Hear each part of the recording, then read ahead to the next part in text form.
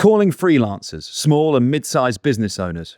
When every pound counts, your savings should be working too. Tide's Instant Saver account offers up to 4.22% AER variable, flexible access and competitive returns. So you can grow your money without losing control of it. You don't need to bank with Tide to access their savings account. And unlike other options on the market, you won't need to hold your money with Tide for a fixed period. That means you'll have instant access and free withdrawals whenever you need it. You can get started today with just £1, making it easy to start growing your business savings. Want to know what you'll earn? Tide's clever calculator gives you a clear picture up front. Your money is safe and secure with FSCS protection on deposits up to £85,000, ensuring growth for your business. And if that's not enough, we've got a PoliticsJOE offer for you. Our audience will receive £100 cash back when you deposit £5,000 within the first 30 days of opening your Tide Instant Saver account. Use code JOE, that's J-O-E, JOE. New members receive an annual equivalent rate of up to 4.22% AER variable, free for 6 months. After that, your Tide Plans rates apply. For the full offer, visit tide.co/Joe. T's and C's apply. Rate correct as of May 8th, 2025. Love podcasts, hate nonsense. It's the PoliticsJOE podcast, ladies and gentlemen. Woo! Good morning. Good morning. Good morning. Good morning. How are you feeling? I am feeling okay. We were just saying there a second ago that we thought we felt all right. You seem to still feel all right, but I am a little bit... I think I felt worse a few hours ago than I feel now. Really? Yeah. I tend to work the other way around. Like as the day goes on, I start to wane more and more and more, which is not good because it's only the beginning of the day. We'll get you an energy drink. Yeah, a little fizzy drink. Laura Beveridge, we had a live show last night for our Patreon subscribers. We did. And I think it went really well. I really enjoyed it. What did you think? I thought it was great fun. Yeah. It was, well, it's the first one that we did since the election last year. Significantly smaller crowd. Yeah, it was like a much more intimate venue than, because last time it was during the election, it was the theatre. We had Mary Black on as a guest, and it was quite strange because like we were backstage, and standing backstage, you could see that the seats were full, but you couldn't really see who was sat. People, yeah, but this was like everyone standing around like in a event, in like an event space, pub sort of space, and you could see everyone, and we spoke to a lot of people as well, which was really nice. To tons of people. I think what was better about this in comparison to, I mean, there were many factors that were better. I think because the audience had the opportunity of being in the same room as the PoliticsJOE gang for the whole night, it was quite convivial. Yeah. It was great word. It was really like easy to kind of maneuver around. People that had come in on their own had made friends by the end of the night. Yeah, that was really nice. It was really wholesome. Yeah. You know? Also, like, people that travel and like have made like time out of their day to come and do that. It's kind of insane. Like, oh, there's actually people on the other side of this, and not just like the cameras and the black like it is studio. Really, yeah. It's not just the boys behind the partition. It was interesting to chat to some of the gang about politics, about life in general. I spoke to one man, forgive me, I can't remember your name, but he's from County Armagh. And he came up to myself and Ed at one point last night, and he was like, he turned around to Ed and was like, oh, yeah, have you seen the match? Have you seen the match? I thought he was antagonizing Ed. Rangers were playing yesterday. I thought he was antagonizing Ed, and he was like, it's 3-0. And I was like, oh, great, brilliant. And he comes up to me and we're having a chat. And then we're just talking about where we're from. And then I was like, wait, hold on. You don't fit the demographic of a Celtic fan in my eyes. And so I turned around to him and I was like, wait, when you said it was 3-0 earlier on, were Rangers winning or losing? And he was like, oh, we were winning. I was like, no, there's no way. There's no way. There was another guy, Lee was his name, I remember. who works at, I believe it's the Transport Museum.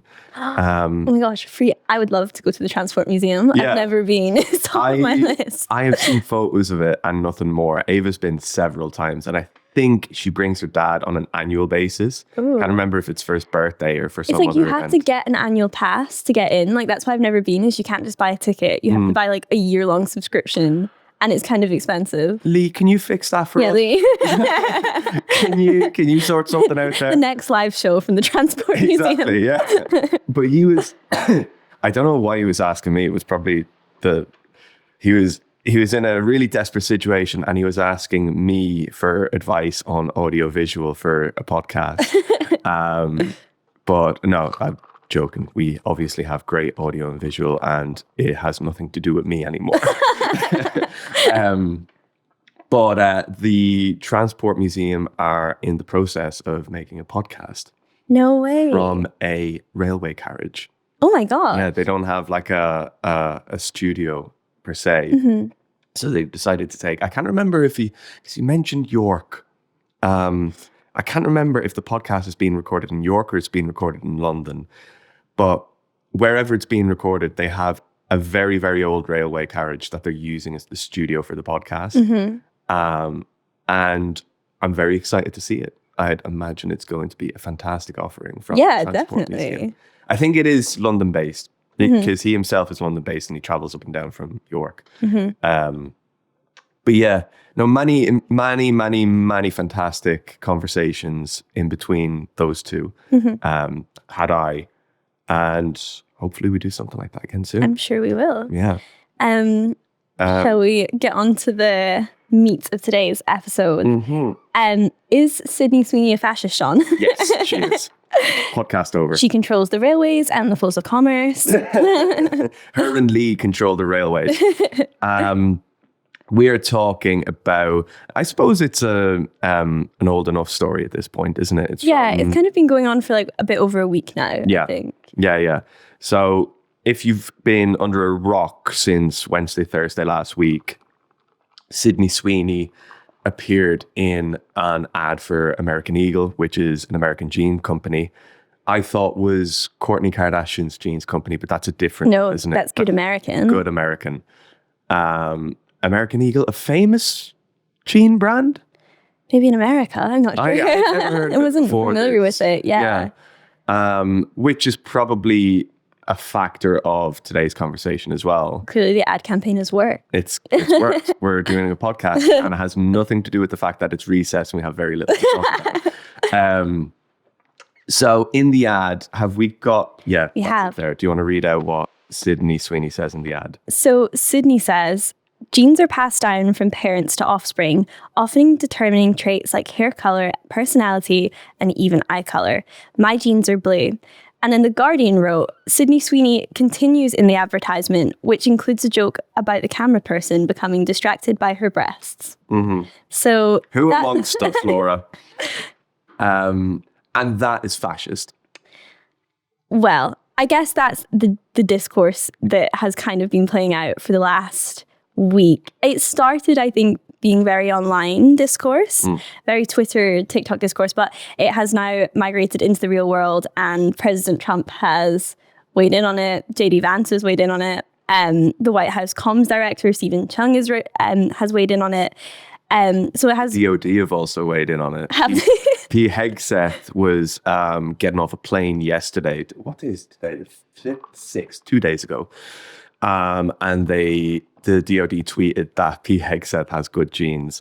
I saw that yesterday, I think, because Menswear Guy then quote tweeted it, and he was like, he doesn't have good genes. This is why. I was like, I'm not reading Was he even wearing jeans in the image? Yeah, he was. Oh, okay. It was like real, like Southern type. Oh, jeans. yeah. With like Like you know, a those, cowboy, belt like buckle. a cowboy, like brass belt buckle kind of thing.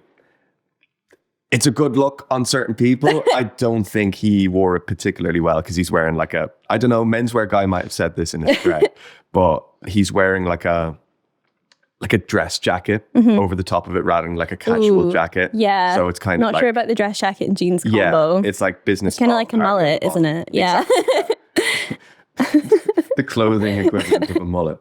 I think that obviously people are annoyed, or the outrage is about this like play on the word genes. And I think because, well, Sydney Sweeney is very, Western American standard of beauty. She's blonde hair, blue eyed, pale skinned. And people are saying that the use of the word genes and passing it down is kind of signaling a dog whistle to fascists. What do you make of that take? I think it is finding a grievance where there isn't one in the first place. I think all of this argument has it ignores what common conversation sounds like.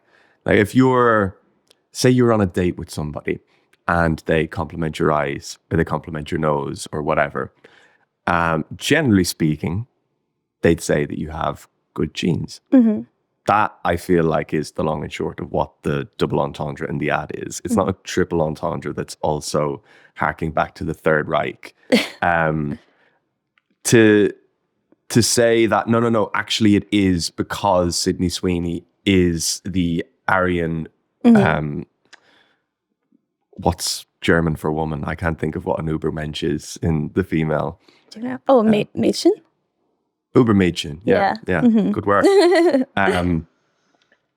Just because she has blonde hair and blue eyes is like it's connecting dots where there aren't really many. Like they are there, but you're going way too far. It's the Charlie in It's Always Sunny meme. Like all of the shit that it turns out that the post office is running the world. Like you can connect as many dots as you like, and you can come up with any conclusion that you like. And I think maybe we'll talk about this as well, but you end up having like you leave yourself open to being, because it's not necessarily the left, it's, I think, American liberals and liberals, European liberals, American liberals. It's not necessarily a left complaint, I think. In liberals complaining about things like this, I think you then leave yourself open to be mocked by the right, because the general public see how ridiculous it is to use something like this as an excuse, as a claim to fascism for a jeans company.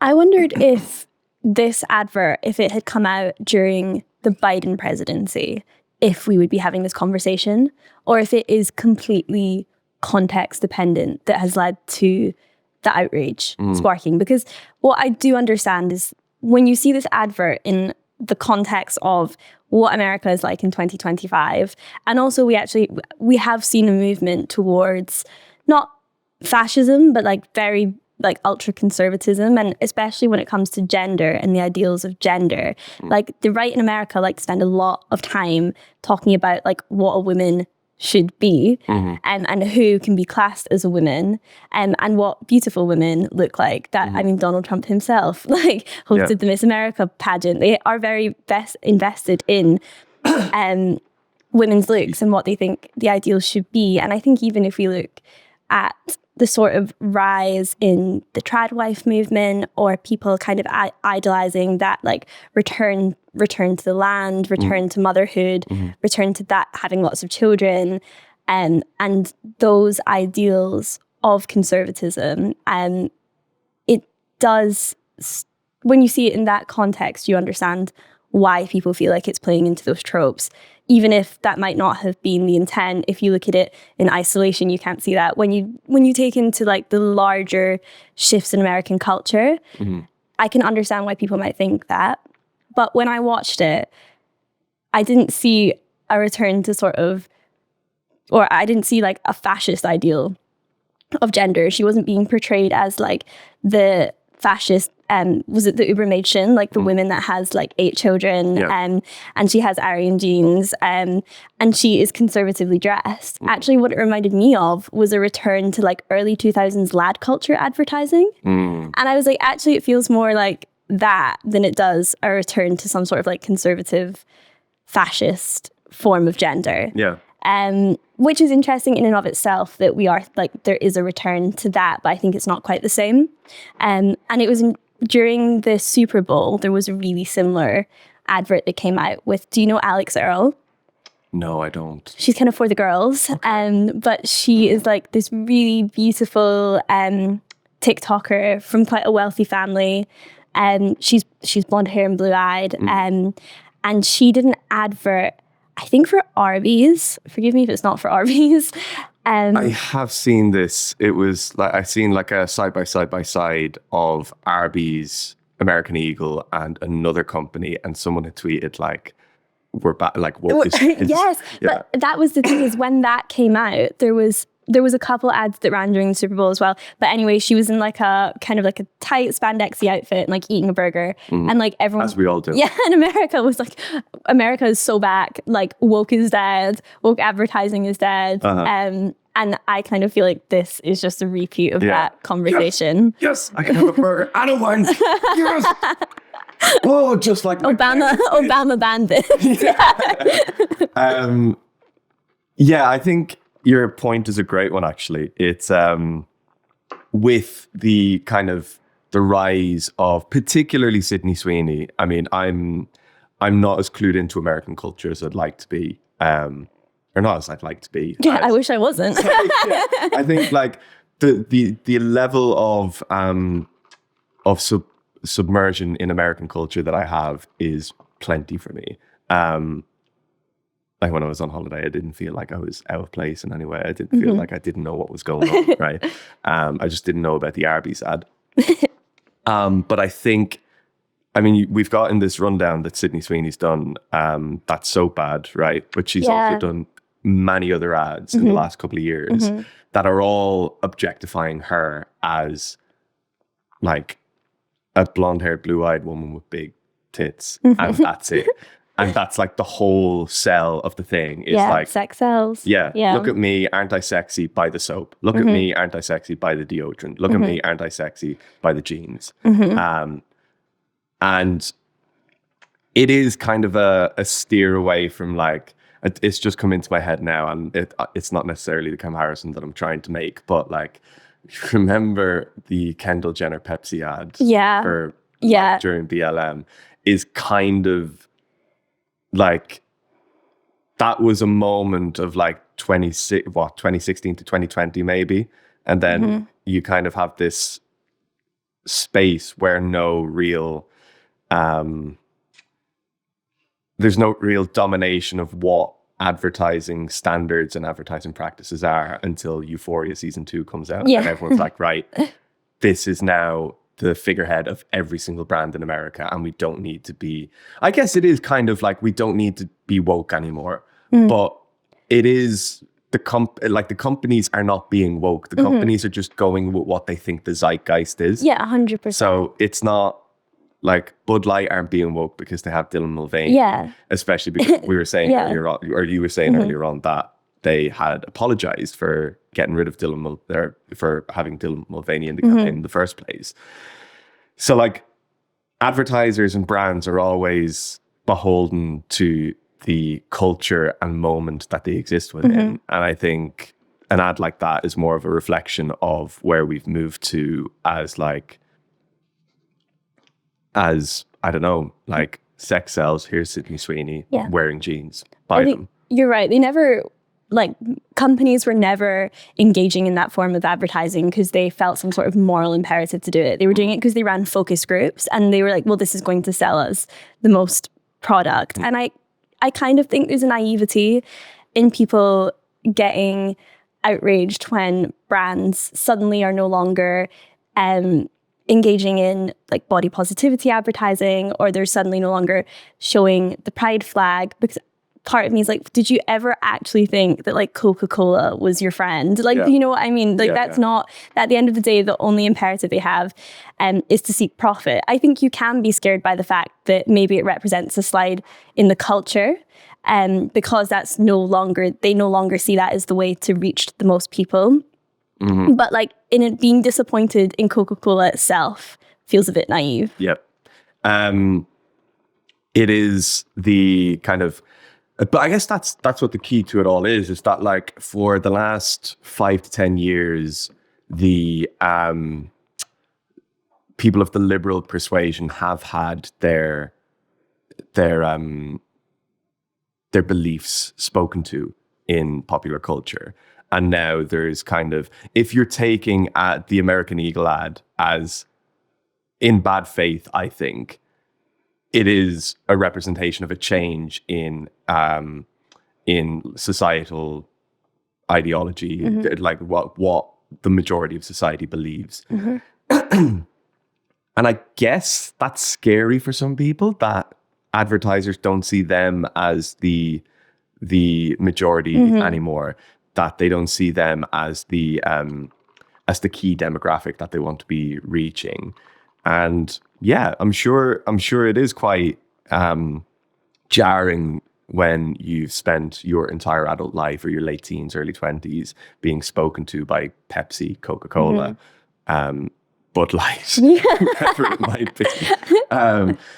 And then from one moment to the next, you're then, it's not even that they're not speaking to you anymore. It's just that you have a take on it that is like, it rolls on from the beliefs that you've grown up with, you know, like you now have the ability in your adult life to turn around and say, oh, actually, I know enough about history and symbolism and things like this to say that this could be something. And then it spurs on into this thing of like, well, she's a fascist, the Gene Company's a fascist, and the White House is rowing in behind all of them. I'm like, I'm sat here, certainly, I feel like you are as well, being like, the Gene Company is fascist. Even if it is, so like, just don't buy the jeans. Don't like, and then there's the thing of like, if it's Sydney Sweeney, if she's the one that you think is at fault here, she's an actress that gets paid to do ads like this.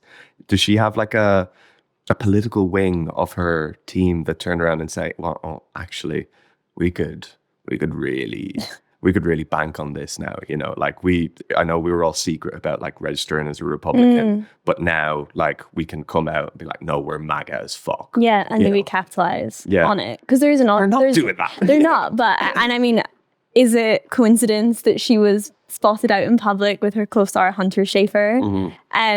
Just that's woke. During, well, they would say it is. I mean, that's the thing as well, is like they're trying to hold Sydney Sweeney up as a sort of messiah of the MAGA movement. And it's like, have you watched Euphoria? Like, but yeah, and as you said, it was all this stuff was brought up again about her being a registered Republican. And interestingly, she registered after Donald Trump was selected in the primaries. So it means that she registered like to vote for him. Yeah. And we don't know for certain if she did, though. Yeah. She's just a registered Republican. You can vote otherwise, right? Oh, I think so. Yeah. But the insinuation was she did it to vote for Trump. And then all these pictures of her mum's 60th birthday was brought up, which, do you know about this? No, I don't. So like in 2022 or 23, it was her mum's 60th birthday, and it was kind of a MAGA themed birthday, or like it was cowboy themed officially, I think, but they had red hats that said make 60 sexy again. Okay. Yeah. Is 60 sexy again? I think so. For Sydney's mum. Yeah, for Sydney's mum, yeah. Well, she has good genes, doesn't she? I didn't see that, no. But that was all getting brought back up as evidence of her fascism. Shall we talk about the political response? Because I think that's the maddest bit about it all, is that the American president is weighing in on this. Yeah. We've got before he posted on what do you do on Truth? Do you truth? Do you post? Do you tweet? Don't know. I guess it's because the retweets are truths, aren't they? Retruths. Retruths. Yeah, it says retruth on it. Oh my God, okay. So before he truthed, or truthed, yeah,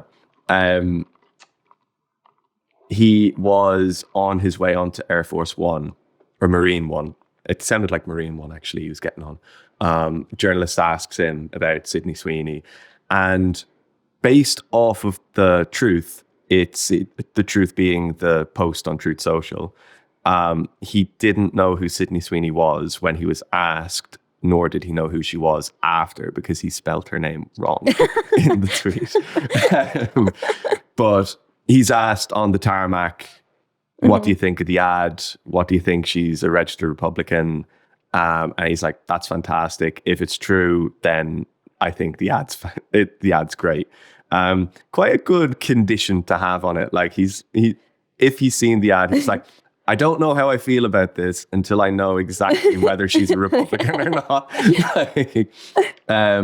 So Donald Trump truthed the other day, Sydney Sweeney.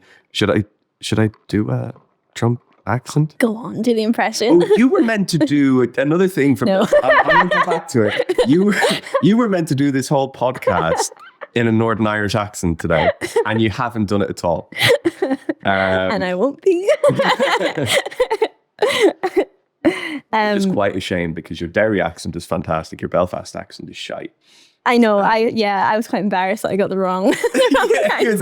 My friend Sean was there at the event last night, and he's from Belfast. And Laura just out of nowhere decided, I'm going to show this man from this place my version of his accent, and he was just stood there like, yeah, we don't sound like that.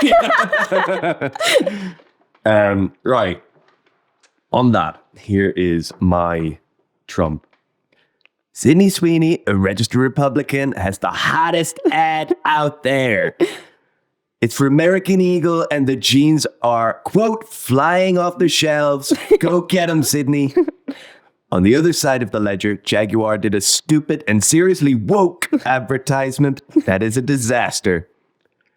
The CEO just resigned. I can't keep doing it. The CEO just resigned. The company is in turmoil.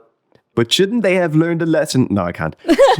You started off strong. Yeah, I feel like you're missing the hand movements. Like I think Will I start doing I that feel as like well? the gestures are what gives it the. You need to embody him. Shouldn't they have learned a lesson from Bud Light, which went woke and essentially destroyed in a short but very woke campaign? I haven't read this yet. This is so funny. A short but very woke campaign. The company. Don't stop. The company, full stop. The market cap destruction has been unprecedented. Billions of dollars lost. Or just look at woke singer Taylor Swift. Ever since I alerted the world as to what she was saying on Truth that I can't stand. Is that the end of it? Yeah. Also, what was Taylor Swift saying? What did he alert the world to about Taylor Swift? Oh, as what she was by saying on Truth that I can't stand her. What is she? A Democrat? Like, yeah, I guess so. That, like, the first two sentences of that are about Sydney Sweeney, and then the rest is just like bam, bam, bam, playing the hits on all the woke brands and the woke things. I like that he writes exactly as he speaks. Like we know he's writing his own. It's real stream of consciousness stuff. Yeah, have you seen the video of? I think he's either sat watching the Super Bowl or he's watching the results come in, and he doesn't actually write the tweets himself. He has someone, I guess it's his comms person. Excuse me.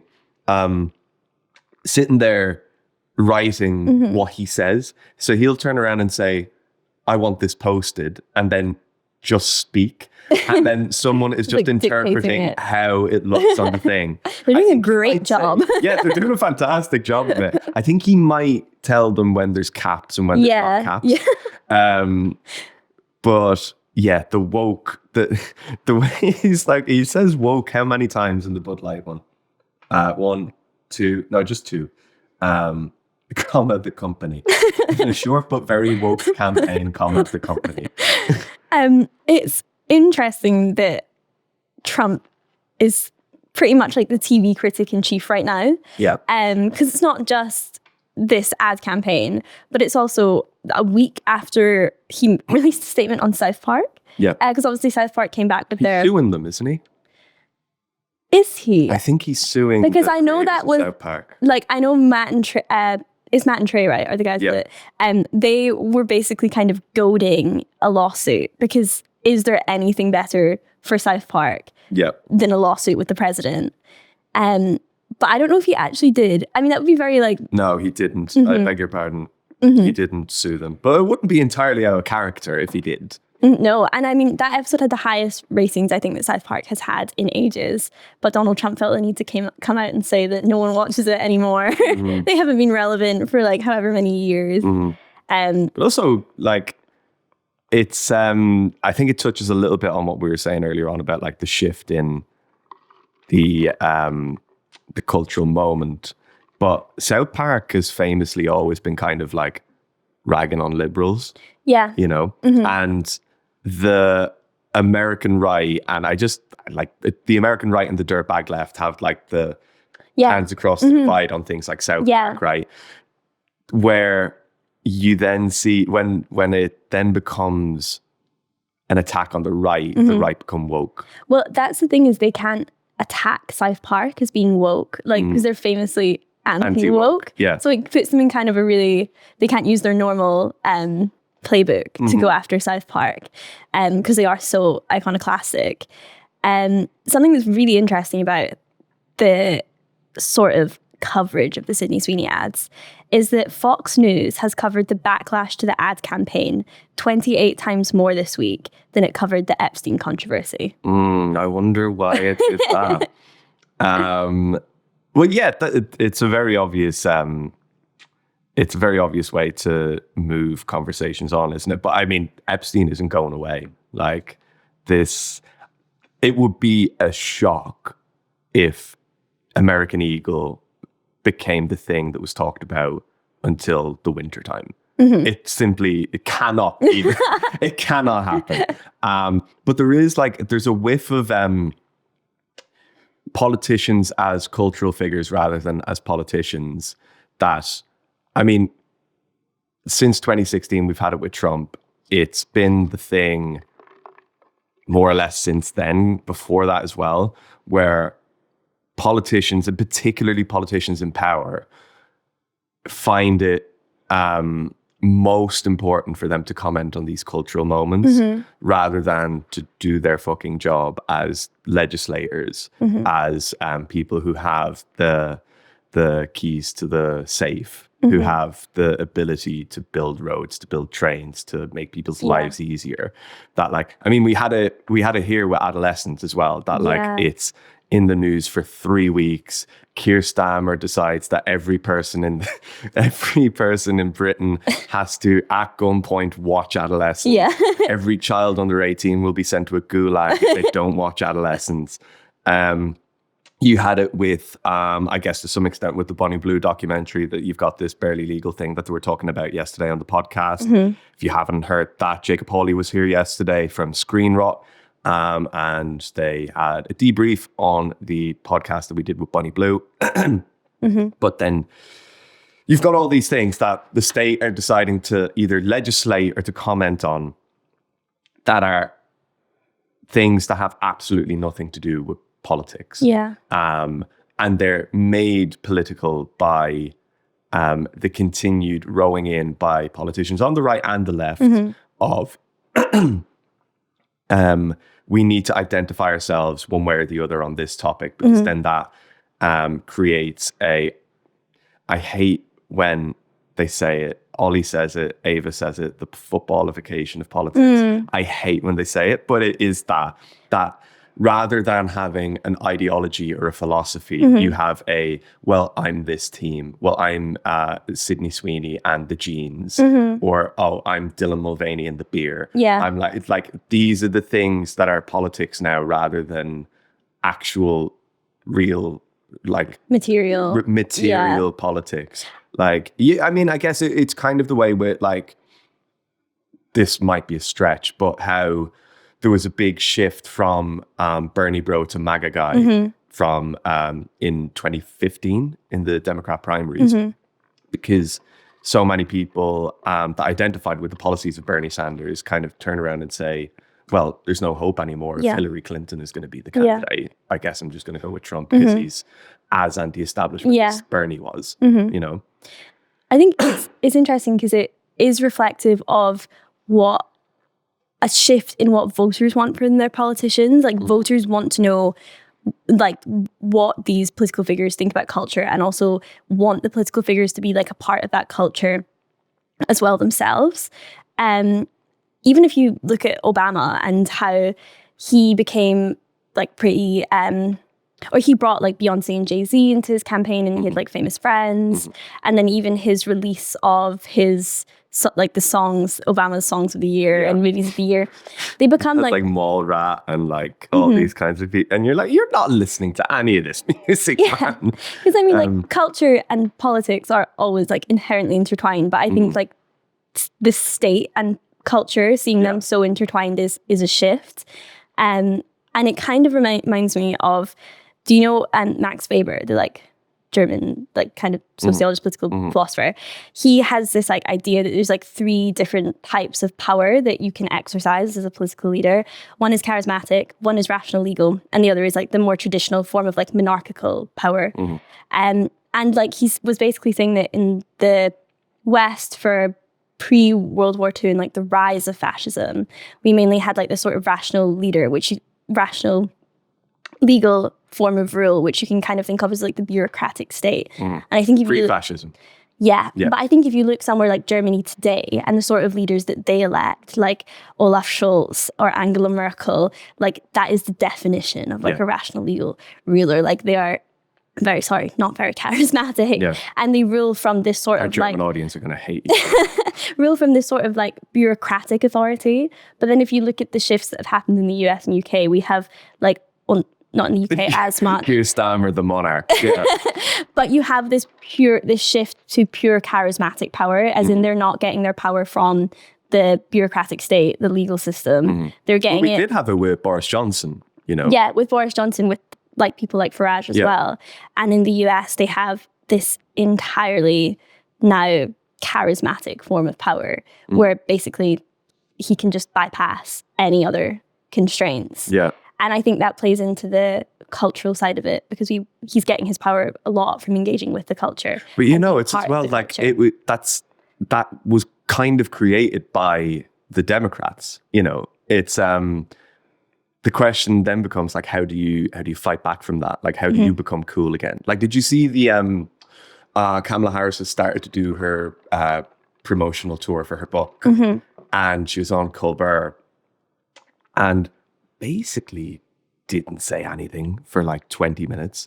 It was just like listening to a compilation of everything that she had said on the campaign, and it ultimately doesn't mean anything. And it's all this kind of like wishy-washy, like HR speak. Yeah. And you're like, no wonder the Democrats lost. They have to this was the offering, you know? Yeah. And like even the way she talks about Biden is like very, well, I didn't want to but not even saying I didn't want to jump in, just being, I'm the kind of person that doesn't join in on a pylon. And blah, blah, blah. And you're like, okay, are you going to actually speak like a person, or are you going to continue with this like Tumblr graphic stuff? That's what it feels like. It's like inspirational quotes in a person.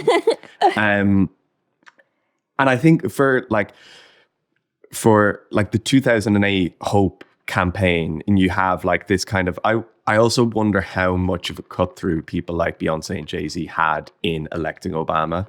I think having someone like Obama, full stop, was enough to kind of mobilize people, and you didn't necessarily need the two of them to motivate people to get out. You then have that on steroids with Hillary Clinton, where everyone's kind of just like, this is insane. Like, why does she need all of these celebrities around her to get people to vote for her? And then you had it again with, who was it that Kamala Harris had at the DNC? Was it Lil Jon or something? I don't know. Or I can't remember if Kamala Harris was the candidate at that point or if it was still Biden. It would have been funny if it was still Biden. And he's like, he's being held up on stilts. And Lil Jon is just like running around. Him. But like, I don't know how you, like, the Liberals have kind of created this monster by shaping what politics is by having like Halo sung at the DNC, by having like Lady Gaga perform and all this kind of thing. And then you have it, he's not as popular with those kinds of artists, but I mean, people like Sydney Sweeney being a registered Republican, but not being very political either, like not talking about politics, apart from being a fascist in a jeans bag. You then, how do you, like, who's the next person from that? Is it someone like Mamdani? Is it someone like AOC? And AOC isn't really like ingratiating herself to the left or to the liberals in general either at the moment. But your Mamdanis, your Sanderses, these are kind of what you're looking at as the alternative, but they're not. They're in the culture, but they're not like reliant on the culture. Do you know what I mean? Yeah. Like, I just feel like it kind of ceases to be about politics at all. Yeah. And becomes just like a pure charisma, like popularity contest. And who could the Democrats, one, do you even want to engage in playing that game? And two, like, who could the Democrats feasibly put up against Trump to garner that sort of same cult-like following, but also have a wide enough appeal to capture a lot of like dissatisfied voters as well? I'm not sure. On that note, much to ponder. I enjoyed that, you know. I think that was good yeah, fun. I think we got to the bottom of if Sydney Sweeney is a fascist or not. Yeah. She is, right? Yeah. Okay, great. Glad we got there. Yeah. Okay. See you guys in the Reddit. On the Patreon as well. And the Patreon, of course. If you were there last night, I hope your head isn't too sore. And yeah, we will see you again soon. Thanks to Tide and their instant savings account for sponsoring this week's podcast. Don't forget, new members receive an annual equivalent rate of up to 4.22% AER variable, free for 6 months. And if that's not enough, we've got a PoliticsJOE offer for you. Our audience will receive £100 cash back when you deposit £5,000 within the first 30 days of opening your Tide Instant Saver account. Use code JOE. For the full offer, visit tide.co/Joe. T's and C's apply. Rate correct as of May 8th, 2025.